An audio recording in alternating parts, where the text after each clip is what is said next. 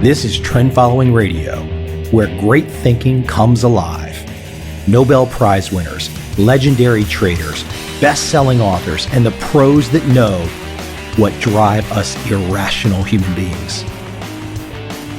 I am your host, Michael Covel. Not filtered, raw, honest. That's my passion. On one of my most recent podcast episodes with John Borman, I talked about Jerry Parker. Well, I should say that I think John brought up Jerry Parker, and we both talked about our experiences in knowing Jerry, meeting Jerry, getting to know Jerry a little from up close and afar. And I talked about Jerry's Twitter feed. And so I was going to have Jerry on my show again, I think for the third or fourth time. And so to prepare for the episode today, my interview, my conversation with Jerry Parker, I went to his Twitter feed because he has some fantastic one-liners on trend following. Literally, it was one of the easiest preparations for an interview. Now, easy because I've done years and years of homework to understand where Jerry's coming from. His one-liners, I know exactly where he's at. I can get him to expand on it. So it's easy for me. It might not be easy, and I'm not trying to brag or anything like that. I'm just saying it was an easy preparation, a fun, easy preparation. Jerry Parker's Twitter feed, subscribe. If you want confirmation, confidence, insights from someone who has done it for a very long time, all the way back to his very early turtle days.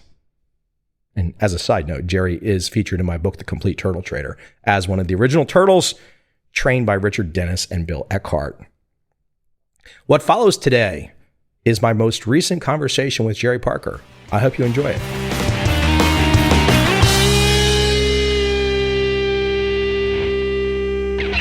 I have to tell you, you're making my life very easy as somebody who wants to chat with you about topics today, because your Twitter is a treasure trove of one-liners that I've now got scribbled out on a piece of paper for either elaboration, or you can simply say, Mike, that's self-explanatory. I don't need to say anything anymore. Oh, it's funny. I know I got the Twitter bug and I can't get rid of it. It's probably going to come back to haunt me one of these days. But it's fun, and you get a lot of follows or a lot of retweets and stuff. But I do get a few people who don't agree. All you need to own is stocks and bonds, and that's worked out well. That quote, that's worked out well, unquote. Yeah, it's worked out, and it could forever work out well. It's just not as safe as what we do. Okay, let me jump right into number one. And these are literally, so the audience knows, these are verbatim tweets from Jerry Parker. And like I said, you can elaborate or say, Mike, it's as good as it's going to get. Number one, a forecast from price action is only valid if the price action has been forged by normal market behavior. Well, like almost all of my tweets, that's sort of a quote of somebody else, accompanied with a link to that article, I guess. But that's one that's not mine, and I'm not sure what I think about that one. You know, the Swiss Franc was massively counter trend. Trend following was helpless with the dollar Swiss move. And so some people said, well, we should not have even been in that market. I wasn't in that market because when the Swiss government made the announcement years ago that it was going to peg to the euro, then that was a trade that was no longer valid and should have been traded. I didn't get that memo, and I'm not 100% being sarcastic. It's just that that's a pretty good idea, and one I should have thought about more. But then a lot of the markets we trade now, though, are sort of government controlled, like the bonds and the stocks. And a lot of people think that anyways. And so the QE, the massive QE and the zero interest rate policy, et cetera, et cetera. So I was a little confused as to what to do going forward. Now, we made a lot of money to offset that loss in the Euro Swiss. We were short Euro Swiss, long Swiss franc against the euro. But so it was kind of a profitable combination, but still that I haven't seen anything quite that bad from my point of view is that dollar Swiss move. I just, I think it's kind of funny that, and then people recently have said, like, why do it that way? Why be so violent and cause such a reaction? Well, I think it's probably because, the middle class probably was not going to feel that pressure like a bunch of wealthy hedge funders. So who cares, really? And then we wanted to punish them. We had been selling the Swiss to keep it down for so long and lost so much money doing it that now it's time for us to I think they had on their trading hat. They want to punish the people who have made the money against us. And they did punish us, and we did get it. But I would say that buy and trend following is great. I think if we have a catastrophe in the world one of these days and the markets are destroyed and America is on its knees and we have major issues with all the markets, futures and stocks, and we have to rebuild due to some war or whatever, I think that the next day when we wake up, trend following will be the best way to trade. But it's not it won't save us all the time. There are market conditions that even trend following with lots of diversification, trailing stops and stop losses, we may not be able to do anything about it. Cash in the bank, diamonds, gold, real estate, cash. There's no perfection. People want perfection. Yet you're not trying to say there's perfection. There's no perfection.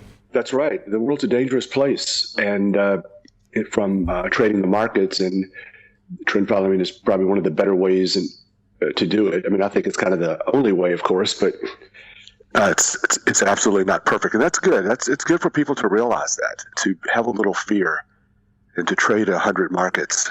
Let me throw another tweet at you right in line with the Swiss franc example that you brought up. So this is a tweet once again from your feed.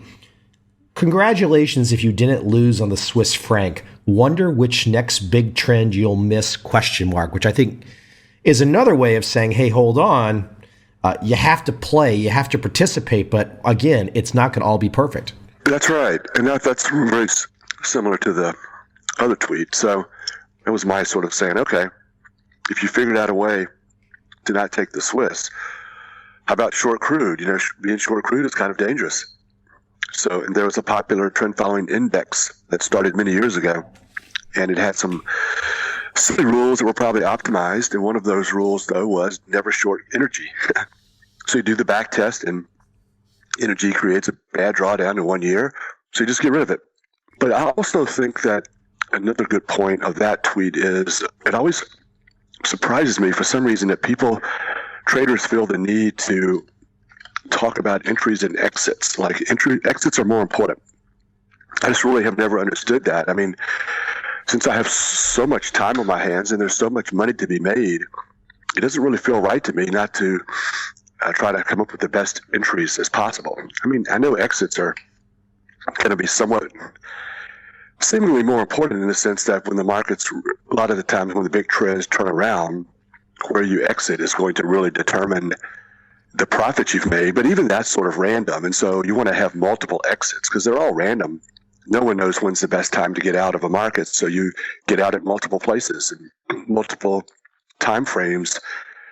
But the entry is, in some respects, the most important. There's nothing more important than the entry, because one of the biggest problems that traders can have, and I had in the early years, was doing the trade. Just simply do the trade. A type 2 error is something that you cannot control for. There's nothing you can do if you make a type 2 error, which is not doing something you should have done. A type 1 error, that's completely controllable. We do those all the time. 60% of our trades are losers. We have a stop loss. We know exactly how to handle it. So there's really nothing more important than having the guts to do the trades, even though you're losing money or that these particular trades haven't made money in a while. I've done that short crude trade, 10 times in the past 5 years, and it always looked the same, and I always took a loss on it. So just continuing to do the trades is doing all the trades that you should do to hit the big winners, because you don't really know when they're coming. So I'm a big fan on doing the trade, not making an excuse. And whether it's programmed or not programmed, I think it can be an issue if you bypass trades. Filtering trades is a bad word. Every trend follower has to you can't miss a big trend. You have to take the next one. Another tweet, right in line with your crude example. The past tells us nothing about this crude trade. The past tells us nothing about this particular oil trade that we've all watched collapse over 50%. Explain that. That's really the heart of trend following. We treat all markets the same. We trade them all the same way. We do the back test in order to and trade and use the same systems and parameters on all the trades in the back test. So this allows us to go forward with a sample size of thousands and thousands of historical trades. And all we know, all we could possibly know about the future is if we keep doing those trades in the same way, that more than likely we will be successful, and the average winning trade and the average losing trade and the percentage of winners will be probably somewhat similar. But what's actually going to happen on any one trade is unknowable and not necessary to look at the markets in that particular way. So certainly anything that's happened in the past with crude is not telling us anything about this crude trade, because we built the systems hardly even using any of the crude data. In order to get our thousands of trade sample size, we've had to look at hundreds of different markets, and we commit to trading them all the same way. Knowing what you're going to get from these systems and from the past, a pretty good place to buy, a pretty good place to sell. More than likely, at the average trade, the average win, the average loss, the percentage of winners is going to look similar to the past, but that's about it. And that's good, because we don't want to fine tune it too much and pretend that we are actually going to learn a lot from the past other than what I just said. So those are the warm-up tweets. So let me get to some of the more where the claws are out and the teeth are bared. Jerry Parker one-liners that really so this is a tweet. If you're going to predict the fall of active management, perhaps it's best to wait until the current bull is over. That sounds like a reminder to folks that perhaps trend following is not dead, and perhaps you should check out 2014 performance. Yeah, that's an easy one.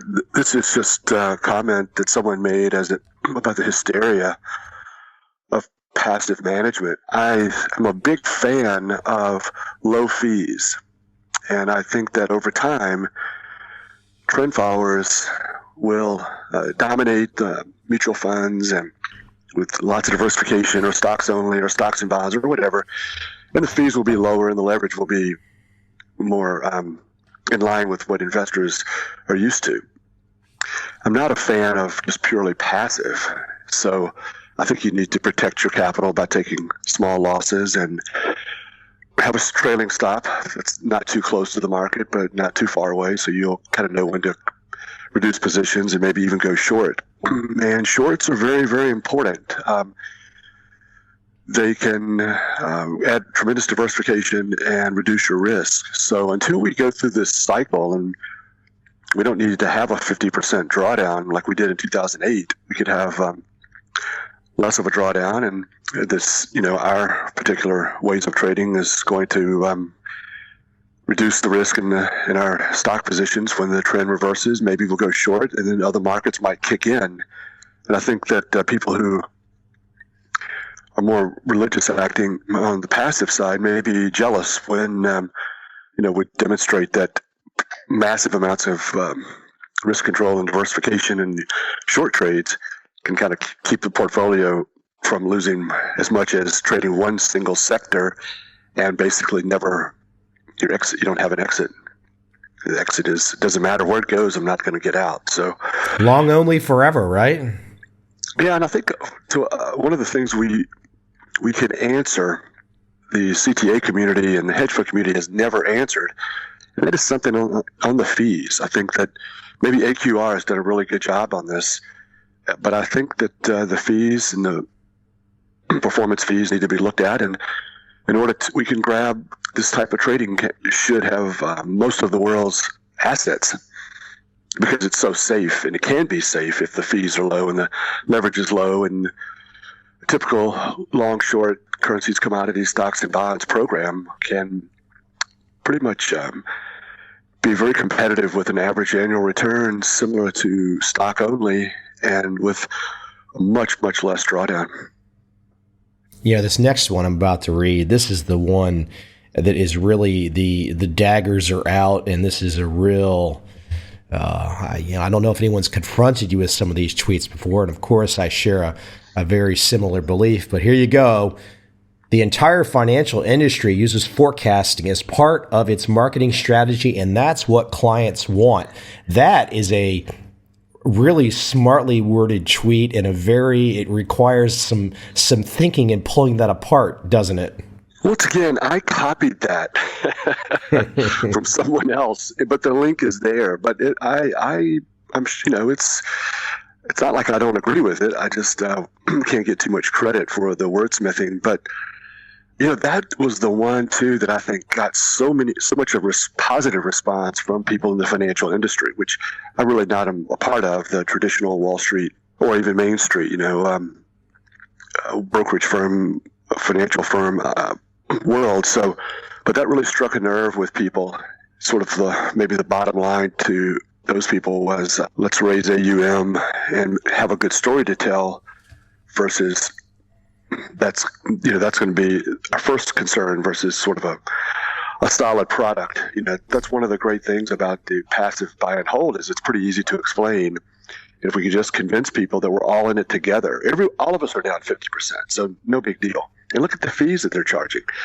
And so this sort of marketing spin is, I think, frustrates people who kind of know better and just don't want to sit back and just take the type of risk that the markets can give as if there was nothing else to do. And, why upset? And I think that's another example of how CTAs and trend following, I think it frightens people. I think it scares them that it can become so prevalent and dominant because people instinctively kind of know that stock long only all the time, no defense mechanism is not that safe. They don't really feel that good about it. The last part of that phrase, though, and that's what clients want. It's really getting at the notion that investors are often their own worst enemy.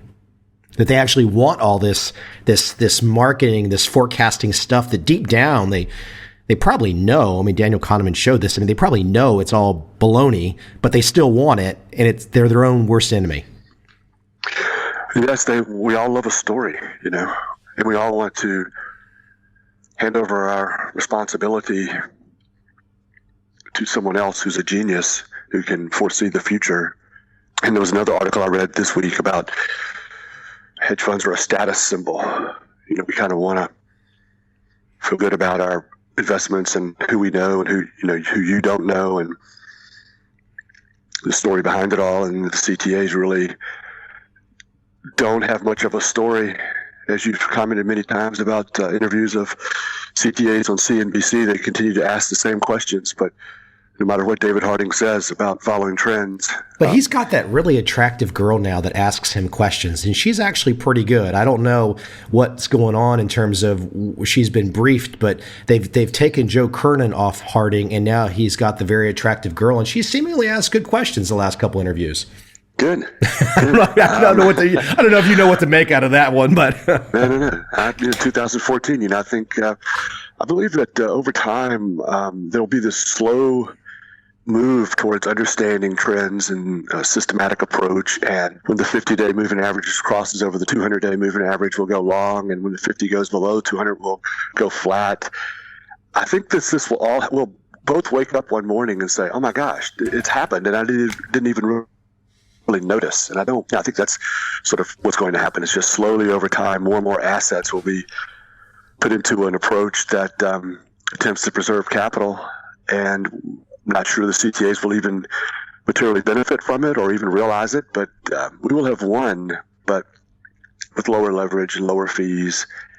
That's probably when we should be very nervous about trend following, when it's just, of course, I have massive amounts of currencies, commodities, and interest rates, long and short, and that's probably when we should be very afraid. We complain a lot about people not accepting what we do and liking it and investing in it, but we may look back on that period as a period we preferred. I'm incredibly bullish. I think the history of business in America is eventually clients get something better than what they have now and cheaper. And that's definitely going to happen in our field. So, I have one question here, which is a real simple question. It's actually not one of your tweets. So I'm going to ask this question, and we'll go back to tweets because I love the tweets. I was going through them. Question is real simple. When is the first moment that you heard about price-based trading, price-based trend following trading? The first moment, if you can recollect, having that aha moment, like, how old you were, the moment, who told you, how it happened. Do you still recall, or is it kind of not as specific now? I would definitely recall what was going on. I was in my mid-20s, and it was a combination of Wall Street Week, Martin Zweig, and reading an article about Richard Dennis, just a random article. I guess probably Martin Zweig was definitely the first. Just seeing him on Wall Street Week talking about don't fight the trend, don't fight the Fed, and then something about contrary opinion. And then to me, it just felt like objectivity. I just had to have this objective approach.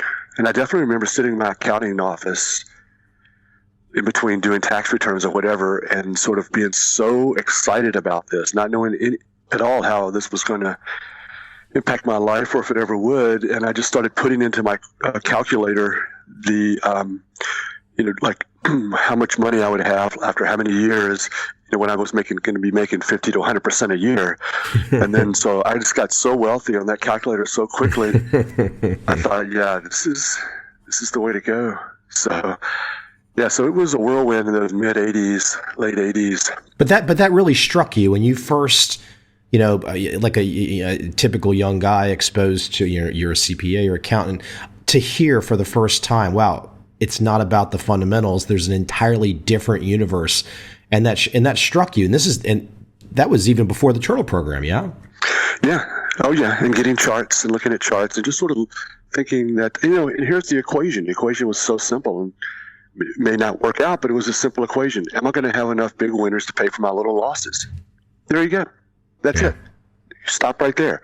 I have no idea. I mean, I don't know today if I'm going to have in the future big wins big enough to pay for my little losses. I have in the past, but you can do as much research as you want, but we're not. That's why trend following kind of works. There's nothing to really arbitrage. There's no guarantee. We're living with these drawdowns, and it feels like it may stop working.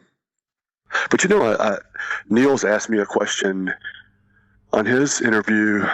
What can we do not to have a repeat of 2009, where clients came in and then they left after some bad years? So CTAs have had a good 14, and some had a good 13, and 15 is starting off nice. And my response was, there's some things we can do, don't get me wrong, but look, it's clients' responsibility to do the right thing and to invest in the right markets and choose safety and diversification and a systematic approach. I mean, do we have to do everything for them? At some stage of the game, there is a babysitting issue here where you can't, I mean, you don't want to spend your life. Yes, you want to work with good clients. I mean, I want to work with good clients. Everyone wants to work with good people, but you don't want to have to drag people kicking and screaming. That's no fun, regardless of how many dollars we can see making from a bad relationship. Usually the bad relationship is just not worth having. And I'll ask you, I mean, before you even wrote your books or interviewed traders or really got into it, just like me, in the very beginning, how much convincing did you need to sort of say, hey, this looks really good? I mean, almost zero. Yeah. And so here we are agonizing over others. What can I say? How can I word it? Yeah. What's the special thing that to convince these people? And it was just the performance data for me. It was literally, okay, I had a rough idea of how things worked, but seeing the performance data and then all these different disparate firms that had no connective tissue to each other, I was just like, well, if this performance data is not telling us something, then I'm just brain dead. I mean, I don't know anything. I have no ability to reason if this performance data is not offering a big clue, That's right. And it's sort of, it's really difficult to find a CTA who uses reasonable leverage and diversifies and goes with the trends that is not somewhat successful. It's very difficult to be unsuccessful if you do those things. I mean, I think that there's a million things, there's 1,000 things. If you want it to be more perfect than less perfect, and I talk to traders all the time, and they need to do better. They need to learn a little bit more, but they're still going to probably make money and preserve their capital. I mean, I know when I first started, I didn't know as much as I needed to, and those were some of my best years. When you get onto a trend like the dollar or the short energy or the long S&P, really, you're making this money day after day, 7% in January, 20-some% last year. You really want to pat yourself on the back? Oh, I'm such a great trader. No, dude, you didn't do anything. If you made this money, you just didn't screw it up.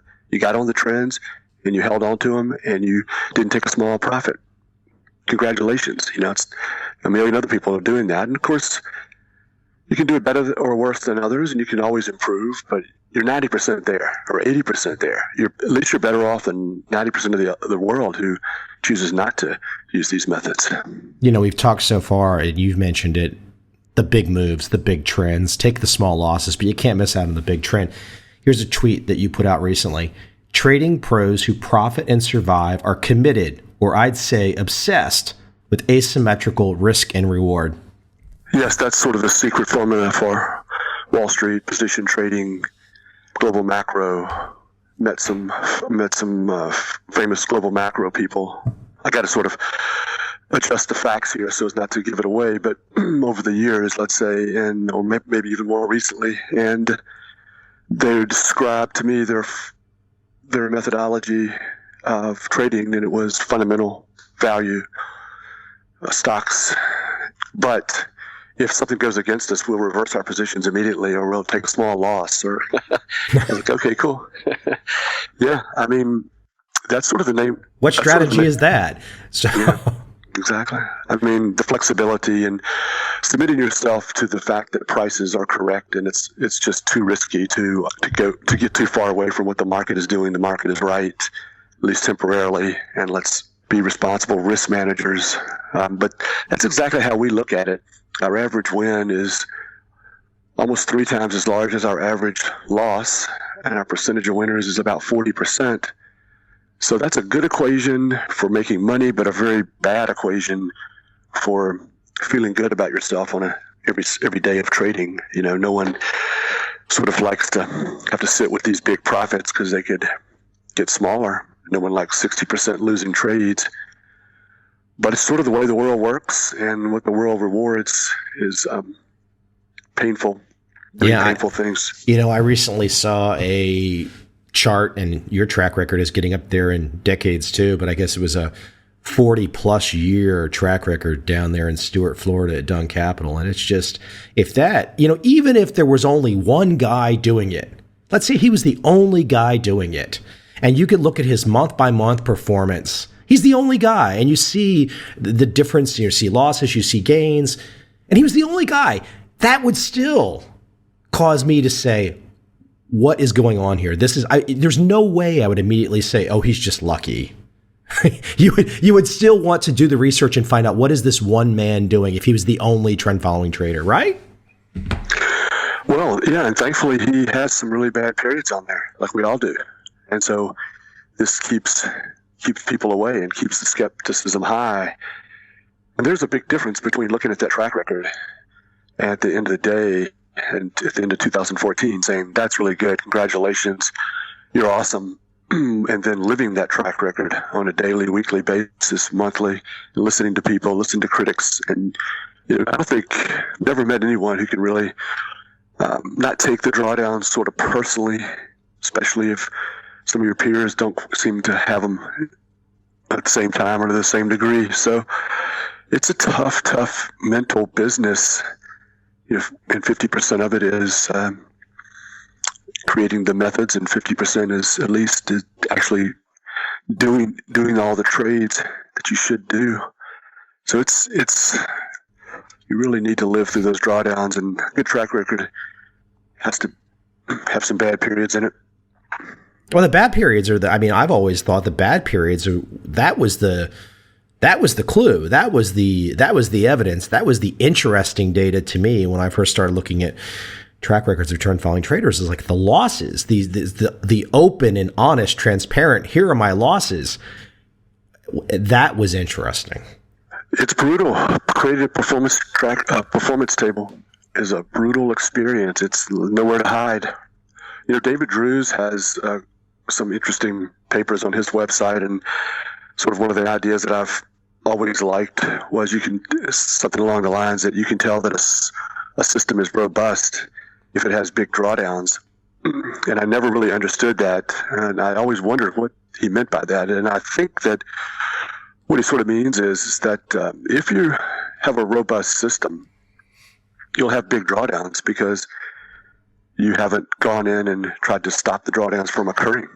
So I think intervening to prevent losses that should be expected given your strategy and leverage is sort of another major problem with trading, because clients don't like that story. They just don't like the idea that if you're going to try to make 12%, you might have a 20% drawdown.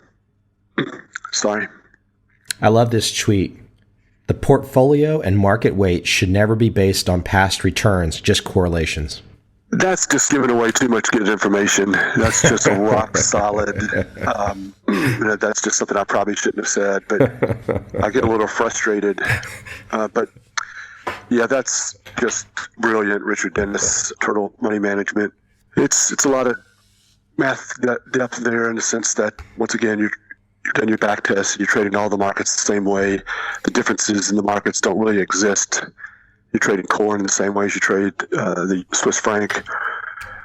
The expectation per trade, what's going to happen, what your expectation for all your trades is whatever the average expectation was for all the trades that you've done in your back test. So, yeah, you weight the trades the same because your expectation is all the same. And anecdotally, you don't want to obviously weight markets that have done better recently higher at the same time when they're getting ready to crash. You don't want to, in 2000 when the NASDAQ was up 90 or 100%, you don't want to sort of weight that market bigger than all the others. You'll give back way too much profit. So, and there's some indication too that the worse the markets have been, the less trends that some of the markets have had, the more expectation or the better the trade may be the next time or soon. It's all about the back test, the sample size, the robustness, trading all the markets the same way. All the trades are the same. You mentioned back test. I have two more, if you will humor me, if I'm not keeping you for too much time. But this is a tweet from your Twitter account. Traditional investors can be more wedded to the past than CTAs and systematic managers that are heavy users of back tests. Oh, absolutely. I mean, yeah, this was a little disagreement I was having on Twitter, but yeah, of course, because this is the issue, is that 60-40 has worked well, or S&P has worked well. 2008 is not relevant because we recovered from 2008. So what's ever happened in the past, we're at almost all-time highs now in the indices, so it's all worked out, and that's the past. So there's no guarantees, but you're not going to do any better, where the CTAs look at these back tests, hopefully, with nice ways to go forward in the future. This could be a pretty good place to buy, a pretty good place to sell, and then diversify like crazy and just expect the unexpected. Our average trade, our average win, our average loss, our percentage of winners, that might be sort of similar in the future, but what's going to happen in these markets, the need for short trades, the need to short the S&P or have a trailing stop on the S&P that we haven't needed since 2009, doesn't matter. The world is a dangerous place. You can never predict what's going to happen. Take as little from the past as possible. A pretty good place to buy, a pretty good place to sell. And diversify and be afraid. Trade small. Trade that Swiss Franc really small, which we did. It still hurt a little bit. So, take as little from the back test as possible. It's a good guide. Trade multiple entries, multiple exits. Don't trade the best parameters. Certainly don't look back and say, well, since 2009, it seems like 60-40 is like hard to beat. Why worry about it? Well, I live in a nice neighborhood. I have a nice home, and ever since I was in my 20s, I owned my first house, I've had home insurance. Never used it, not one time. Doesn't matter. Everyone knows going forward, that's not a guide for the future. What we do is we're just a bunch of word warts. Your house insurance example is a great one for my last Jerry Parker tweet of the day. Trading counter to a trend on the assumption that prices will eventually return to, quote, normal, end quote, is the path to disaster. Yeah, that's definitely a Bill Eckhart quote that I attributed to him with a link in that tweet. Yeah, I mean, the call of the counter trend. Buy lower prices, let the market break. Once again, I don't think there's any sort of, you can just get in trouble doing that. I'd rather buy the strength and have a stop loss rather than wait and hope it gets cheaper.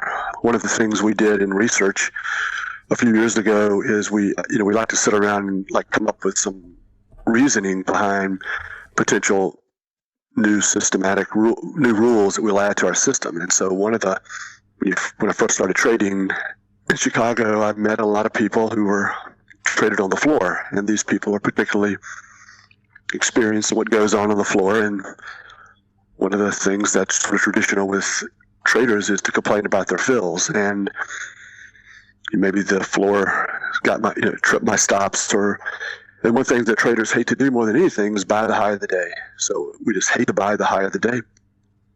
And you could have a system that holds on average for months and months or years, but you still hate buying the high of the day. So I said to myself, then if everyone hates buying the high of the day, it must be a good thing.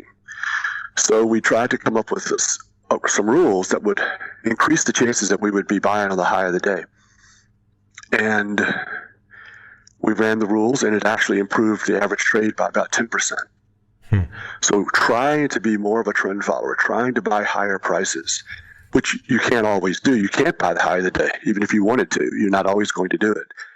And all the computer was saying was, well, yeah, be a trend follower, because if you force the market to show more and more trend, and some of these wimpy breakouts, you won't end up taking that trade, and it'll be not as good a trade as if it showed more strength.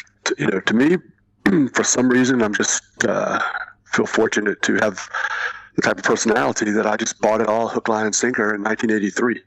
I didn't need a lot of coaxing after that, or didn't have these bad ideas in my head about desiring to do anything counter trend.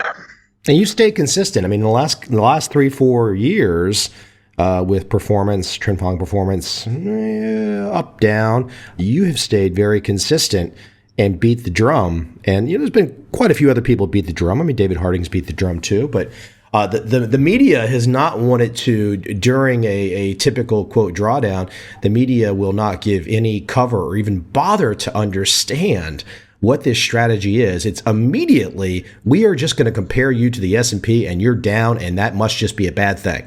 Well, even now, I mean, I've tweeted recently articles where they compare hedge funds to passive indexes or passive ways of replicating hedge funds, and they refuse to mention CTAs. So it's kind of like, well, and then there was one article this week that said hedge funds don't particularly hedge, and they're very correlated to the equities. But, that would be a great example, a great time right there to put in the fact that, well, there's one group that trades lots of different markets, long and short, that it's not correlated to the equities. The CTAs, who, by the way, had a great year in 2014. Once again, I think they may be, it's not in their best interest at this point to, I think people can see that writing on the wall. The strategy itself is just an amazing story. The operations of it, what it does, how it does it, the psychological biases that it helps to counteract.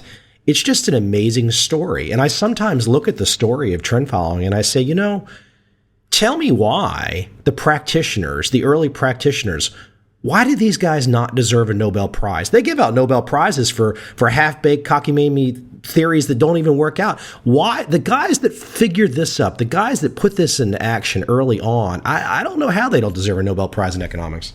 Oh, man, I'm telling you. I mean, I remember going to those meetings with Richard Dennis and Bill Eckhart and listening to them talk, and I was just amazed at the intellect, what they had come up with, elegantly simple and robust, and the whole worldview as it relates to how the markets work and what you can get out of the markets and how you should approach the markets and how counterintuitive and sort of unfun and unfriendly the markets can be to our human psyches. So it was the smartest people I've ever seen, and they're still the smartest people I've ever heard talk about the markets.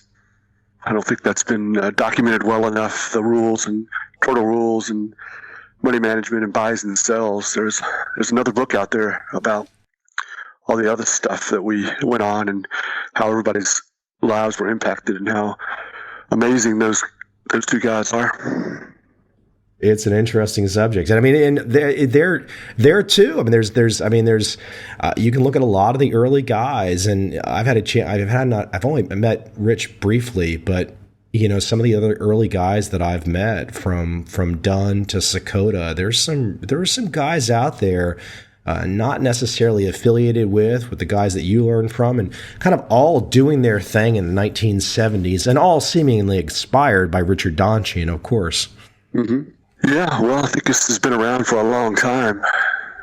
It will be around for a lot longer, but it's fun, and I'll never stop because how much fun intellectual stimulation to be part of the markets, and when you're a part of the markets, whether you're at a big firm or a small firm or trading your own money or not quite where you want to be yet, this is the most exciting, the markets are the world. The fundamentals of the world are reflected in these markets, and you're on the front line every day just enjoying and experiencing, and then hopefully making some money. Also, it's the best intellectual pursuit I could ever think of. And just wait to these markets. Here I am calling you from Asia tonight. Just wait to these markets with, a country I'm in has 90 million people. There's 1.4 billion people in China. Wait to these markets to maturity when it really gets to be, there is just the future of markets can't be anything but hopefully positive. I like that. Yeah, I agree. I think that's a very good way to look at it. Yeah. Jerry, you can be found if people want to find you, if you don't want them to find you. Anyways, you're everywhere now. You're Twitter, so people can find you. Jerry Parker, Twitter, Google search, boom, boom, boom. Yes, ChesapeakeCapital.com, EQCHX. It's all out there. ChesapeakeCapital.com. It has all the information that you need. But so we should try and do these at least a couple times a year. They're always fun. And now that I know you're going to town on Twitter, you make it really easy to prepare for you. I owe you and John Borman a dinner or drinks or somewhere in this world, maybe New York City one of these days. Yeah, he had a great story about meeting you. It might not have been as crazy as mine, all these back in the day, trying to locate you. I still remember using AAA Triptych or something they called it, trying to locate your office. And I was like, and I remember pulling up in the driveway and going, this can't be right. This doesn't, the same feeling I had when I, a couple years later, got to, more than a couple years later, going to Canadian Texas. It's like, okay, hold on. It's not really here. There's location independence. You were teaching the lesson right there, and I didn't know it all those years ago. Well, I really enjoy your podcast, and it's really fun. Keep it up and do more. I need more because I work out. I'm on the treadmill every other day, so. Everyone out there, feel free with the guest, either introductions or ideas. I will take them, trying to find people that bring interesting ideas and are willing to talk. So it's sometimes a challenge. Yeah. Oh, yeah. I'm sure. So, hey, Jerry, listen, the best to you, and we will talk again in the future, I hope. Yes. Thank you, Michael. I enjoyed it. Take care.